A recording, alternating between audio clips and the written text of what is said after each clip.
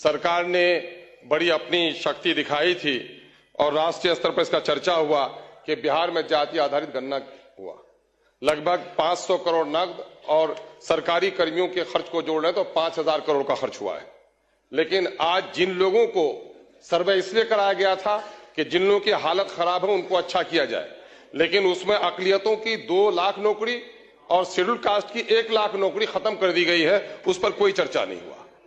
बिहार को अगर विशेष राज्य का दर्जा या सेंटर से कोई पैकेज मिलता है तो वो गरीबी की वजह से, और सबसे बुरा हाल सीमांचल का है, और सीमांचल के बारे में एक शब्द भी इसमें नहीं कहा गया है।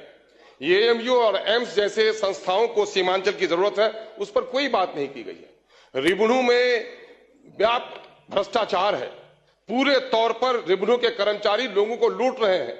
साइकिल, पोशाक, मध्याह्न भोजन सब जोड़ लें, जितना आप देते हैं उससे कई गुना ज्यादा रैयतों से लोग वसूल कर रहे हैं, उस पर कोई कार्रवाई नहीं हो रही है। हेल्थ के मामले में अगर आप देखेंगे, मेरे विधानसभा क्षेत्र और सीमांचल की यही हालत है कि मेरे यहां 35 डॉक्टर होना चाहिए 5 लाख आबादी में, सिर्फ 11 डॉक्टर हैं। क्या आज के दिन में भी हमारे साथ यही नाइंसाफी रहेगी? एजुकेशन का हाल चौपट है। यूरिया की कीमत अभी 350 में बैग मिल रही है। आपका सर एक मिनट आपके तरफ से कृपा कीजिए सर। माँ सब बच्चे से प्यार करती है, लेकिन कमजोर बच्चे का जरा ख्याल रखती है। महोदय, मैं आपसे कहना चाह रहा हूं, सीमांचल कटाव है और वहां पर कटाव के सिलसिले में कुछ भी काम नहीं हो पा रहा है। मैं आपको यह भी कहना चाहता हूं कि इस वक्त कब्रिस्तानों की घेराबंदी बड़ा काम नहीं है, मामला लॉ एंड ऑर्डर को दुरुस्त बनाना है।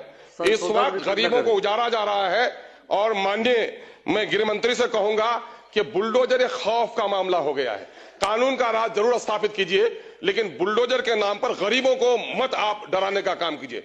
अमीरों के जो महल बने हैं गैर कानूनी तौर पर, उन पर बुलडोजर लगा दीजिएगा तो यकीनन है कि आपको हम लोग शाबाशी देंगे, लेकिन गरीबों की झोपड़ी को उजाड़ कर जिनको रोजगार नहीं दे पाए हैं उनकी वैकल्पिक व्यवस्था कर दीजिए, फिर उनको उजाड़ने, उनको हटाने का काम कीजिए। बहुत बहुत महोदय, आपने समय दिया, उसके लिए बहुत बहुत शुक्रिया।